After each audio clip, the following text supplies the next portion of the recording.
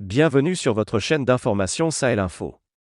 Si vous êtes nouveau, n'oubliez surtout pas de vous abonner pour ne plus rien manquer. Dans sa volonté de faire payer aux autorités maliennes de la transition leur esprit d'indépendance pour préserver la souveraineté du pays des convoitises impérialistes, le président français n'écarte aucune piste. Après avoir échoué à l'isoler diplomatiquement le Mali devant la scène internationale, il se tourne vers la jeunesse du continent. Il espère certainement l'utiliser comme cheval de Troie pour gagner sa guerre de communication. Va-t-il réussir ? Après avoir échoué à rassembler la jeunesse africaine autour de ses idéaux lors du sommet Afrique-France, organisé à Montpellier, en 2021, le président français revient à la charge.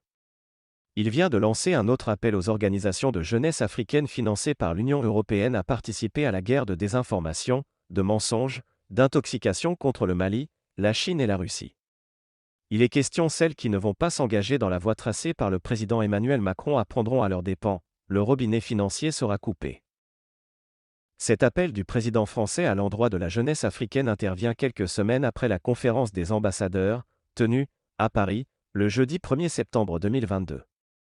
Très en colère, lors de ce conclave annuel, contre la présence russe, chinoise et turque en Afrique, le président Macron n'a pas caché son propre échec sur le plan de la communication mensongère contre les libérateurs de l'Afrique. Aussi, était-il très remonté contre les panafricanistes qui dévoilent chaque jour son soi-disant plan de déstabilisation de l'Afrique. Il estime que ce travail d'éveil de conscience et de prise de conscience mené par les patriotes africains est financé par les lobbies russes, chinois et turcs. Et il déclare, les pays africains sont souvent attaqués et ils sont attaqués dans les opinions publiques, par les réseaux sociaux et des manipulations. C'est le cas en particulier en Afrique où, le narratif, russe, chinois ou turc, vient expliquer aux opinions publiques que la France est un pays qui fait de la néocolonisation et qui installe son armée sur leur sol. Peine perdue. L'Afrique s'est réveillée et rien ne pourra arrêter cette marche progressiste vers la libération totale du continent de la domination impérialiste. Penser que tous ceux qui se battent pour le bien-être de leur peuple sont financés par l'argent russe, chinois et turc, révèle de la folie. Le président Macron, dans sa haine contre les autorités maliennes et centrafricaines dont les chefs d'État ont désormais décidé du respect de leur souveraineté, va jusqu'à dire que les panafricanistes sont incapables de réfléchir pour porter un tel coup contre son pays. Pour renverser cette tendance, le président français se tourne vers la jeunesse africaine financée par l'AE. Il s'agit des organisations qui évoluent dans les domaines de gouvernance, de genre, des médias. Selon des sources, certaines d'entre elles avaient vu leur financement renouvelé après le sommet de Montpellier à coups de millions et de milliards. Et promesses avaient été tenues à d'autres d'attendre la fin du premier semestre 2022 pour être financées. Il serait demandé à celles-ci de prendre part activement à la campagne mensongère d'information contre leur propre pays pour redorer le blason de la France. Cette stratégie de manipulation de la jeunesse, à travers leur argent, a eu raison de certains régimes. C'est le cas du printemps arabe. Il a été entièrement financé par l'Occident pour faire chuter les régimes en Égypte, en Tunisie, en Libye, créer la guerre civile en Jordanie et en Syrie. Leur relais dans ces pays, c'étaient des jeunes formés à l'utilisation des réseaux sociaux et dont leur mouvement était financé par l'Occident. On peut citer aussi la révolution Maïdan en Ukraine.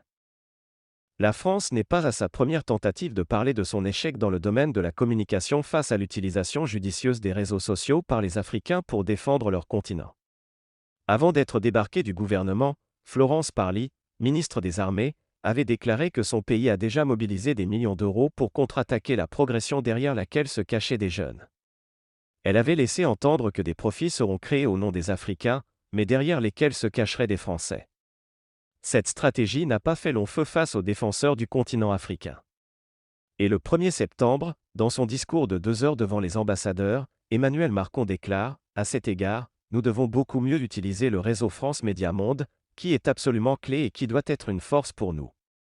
Pas simplement pour contrecarrer les fausses informations mais pour pouvoir les stopper de manière très claire, au plus vite et porter la valorisation de nos propres actions.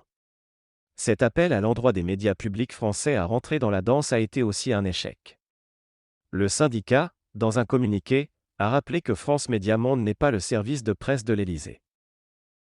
Et à l'endroit des ambassadeurs, il ne s'agit pas de faire de la propagande, mais de contrer les propagandes anti-françaises et de combattre les narratifs mensongers, les informations fausses et défendre la réalité de notre action.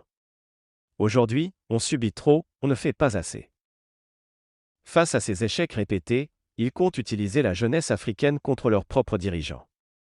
Selon certaines informations auprès des organisations financées par l'Union européenne, beaucoup auraient déjà décliné l'invitation de participer à tel complot.